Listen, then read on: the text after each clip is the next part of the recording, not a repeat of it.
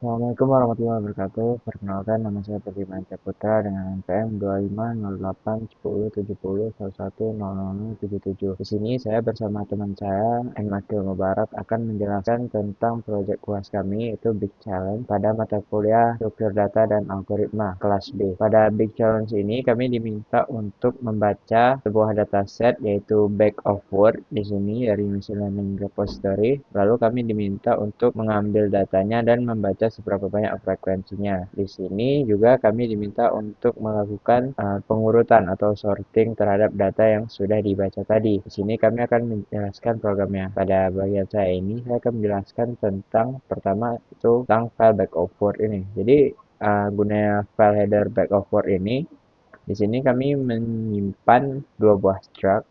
Struct yang pertama ini adalah untuk menyimpan data-data dari kata tersebut. Jadi pada katanya itu terdapat di sini ada di sini ada word ID, terus dia kata yang keberapa sama frekuensinya muncul berapa kali pada dokumen yang pertama ini. Selanjutnya di sini juga ada struct untuk uh, D, W, dan N. D, W, dan N ini di sini adalah dijelaskan dalam dokumennya bahwasannya nilai yang pertama ini adalah D, yang kedua ini W, yang ketiga adalah N. Jadi yang pertama adalah menyatakan jumlah dokumen dalam koleksi, terus yang kedua menyatakan jumlah kata unik dalam file vocabulary-nya. Lalu yang terakhir yaitu yang N itu menyatakan jumlah baris triple NNZ dalam file tersebut. Lalu di sini kami mendefinisikan panjang sebuah kata itu maksimal 64 dan maksimal kata yang bisa disimpan itu 145.000. Jadi kenapa 145.000? Karena file yang paling besar itu mengandung kata uniknya itu hanya sekitar 141.000.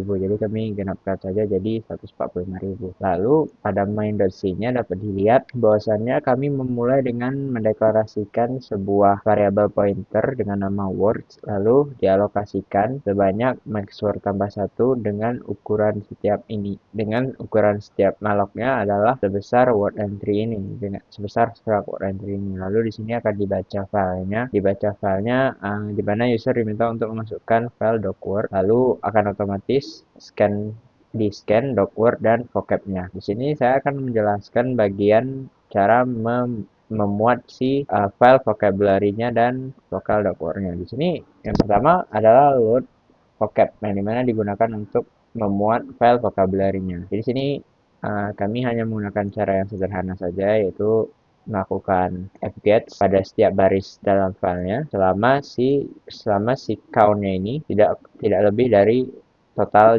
total kata maksimalnya itu 145.000 tadi. Lalu kami copy, masukkan ke dalam words ID dengan ID yang sudah didapatkan dari kata tersebut. Lalu untuk load doc words ini itu untuk memuat si dataset doc words-nya. Karena dataset doc words ini lumayan panjang, jadi di sini alih-alih menggunakan fget sama seperti yang di atas, kami menggunakan parsing manual. Tapi sebelum dia parsing manual di sini, kami cek dulu apakah si header doc word-nya ini sesuai atau tidak. Jika tidak sesuai, maka akan muncul format header tidak valid seperti ini. Pada bagian parsing manual ini, karena filenya cukup besar, jika kami menggunakan fget akan cukup lama. Jadi kami menggunakan parsing manual. Di sini cara parsingnya tinggal kami melakukan looping saja. Jika kami ketemu dengan spasi, maka kami lewatkan. Lalu jika kami menemui angka yang pertama, maka akan kami jadikan doc ID. Angka yang kedua akan kami jadikan word ID, dan angka yang ketiga akan dijadikan sebagai frekuensi terhadap kata tersebut. Lalu dihitung di sini untuk frekuensinya akan ditambahkan sebanyak count word atau sebanyak si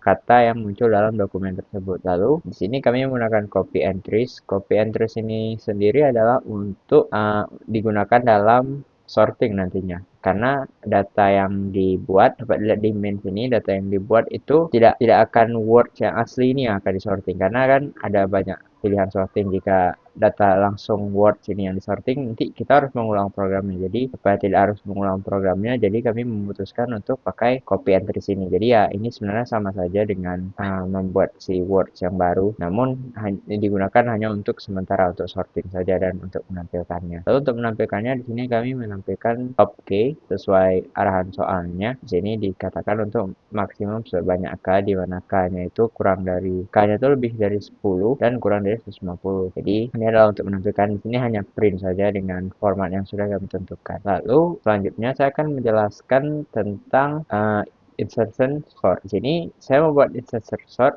dengan cara dia menggeser elemen yang lebih kecilnya tuh, yang lebih kecil dari key-nya tuh ke kanan. Jadi dapat dilihat sini selama j-nya tuh lebih dari 0 dan array di indeks j yang mana frekuensinya itu lebih kecil daripada key di sini, key frekuensinya lebih kecil, maka mereka akan dilakukan penukaran dan j-nya akan mundur ke belakang. Lalu ditukar lagi dengan array di indeks j tadi yang di depannya dengan key. Lalu untuk yang algoritma heap sort di sini saya melakukan heapify yang dimana kita akan membuat sebuah pohon binary yang komplit. Lalu jika yang terbesarnya tidak sama dengan indeks i, maka dia akan melakukan penukaran antara array di indeks ke i dan array yang paling besarnya. Jadi nanti yang paling besar akan naik ke atas. Lalu baru kami melakukan heap. Di sini ada tiga langkah, yaitu yang pertama di sini adalah membuat max heapnya. Jadi nanti pohon pohon binary-nya itu akan menjadi sebuah max heap. Lalu kita akan melakukan penukaran, itu kita akan keluarkan satu persatu yang ada pada root-nya. Lalu kita balik array-nya. Kan tadi sudah dikeluarkan satu persatu, sudah dapat array-nya, lalu tinggal kita balik saja karena akan ditampilkan dari yang terbesar ke yang terkecil. Sekian saja dari saya. Selanjutnya proses sorting yang lainnya dan proses demo aplikasinya akan dijelaskan oleh teman saya. Baiklah, nama saya Muhammad Iqbal Barak dengan NPM 2508 1070 110003 akan melanjutkan pembahasan mengenai menu program yang sudah kami buat.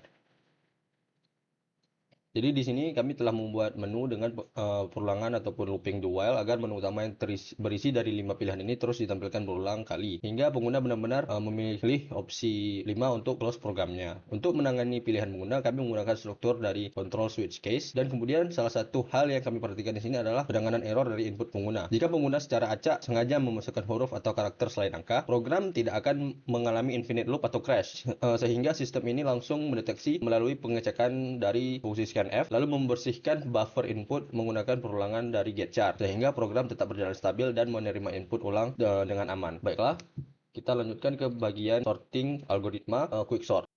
Dilanjutkan dengan pembahasan algoritma quicksort, di mana algoritma quicksort ini bekerja dengan metode divide and conquer. Dalam implementasinya ini, kami memilih elemen frekuensi yang berada di posisi paling akhir index subarray sebagai titik pivotnya. Hal ini kami modifikasi adalah proses dari partisinya, karena tugas meminta urutan menurun atau descending. Maka saat program melakukan penelusuran dari array, setiap kali ditemukan kata dengan frekuensi yang lebih besar atau sama dengan frekuensi dari pivot, data tersebut akan langsung ditukar atau diswap ke sisi sebelah kiri. Pemilihan quicksort ini juga sangat strategis karena komputasinya berjalan secara in place tanpa butuh memori tambahan yang besar dan waktu rata-rata sangat cepat, yaitu big O n log n, dan ini terbukti sangat bagus ketika harus mengurutkan ratusan ribu kosakata dari dataset yang sangat besar dari file PubMed tersebut. Kemudian kita akan lanjutkan ke pembahasan penyimpanan file atau file output. Nah, setelah data selesai diurutkan, maka hasil tersebut harus disimpan. Hal ini ditangani oleh fungsi yang sudah kami buat bernama save to file, di mana kami letakkan di dalam file utils.c. Prosesnya itu berjalan secara dinamis, dengan nama yang dikeluarkan akan disesuaikan secara otomatis dengan metode pengurutan dan nama dataset yang digunakan. Contohnya, output quicksort _pubmed.txt. Dengan memanfaatkan fungsi aman seperti snprintf, fungsi ini akan membuka file dalam mode write, dan untuk menjaga agar ukuran file output efisien dan bersih dari kata data sampah, kami mengimplementasikan filter logika sederhana, yaitu if array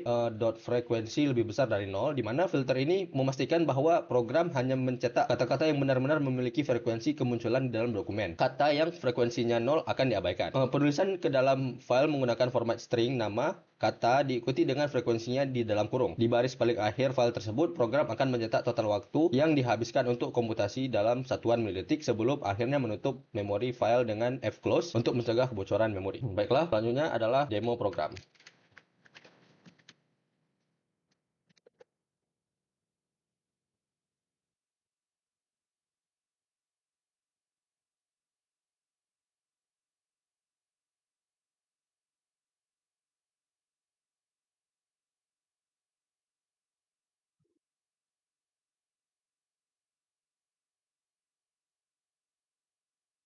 Baiklah, di sini sudah muncul tampilan menunya. Kita akan urutkan dengan opsi pertama menggunakan insertion sort.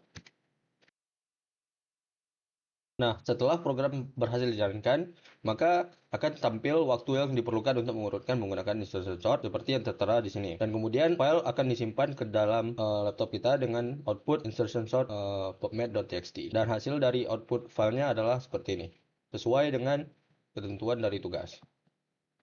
Kita akan jalankan opsi kedua, yaitu quicksort. Nah, untuk quicksort ini cukup cepat karena quicksort merupakan advanced sorting dan hanya membutuhkan waktu sekitar 930 ms dan menyimpannya ke dalam file output seperti ini sesuai dengan requirement tugas. Kita lanjutkan pada opsi ketiga, yaitu heap sort. Heap sort juga merupakan salah satu advanced sorting, maka hasil pengeluarannya juga makin cepat, yaitu 919 ms dan hasil keluarannya itu disimpan dengan file output seperti ini. Dan kemudian untuk opsi keempat, kita pilih 100.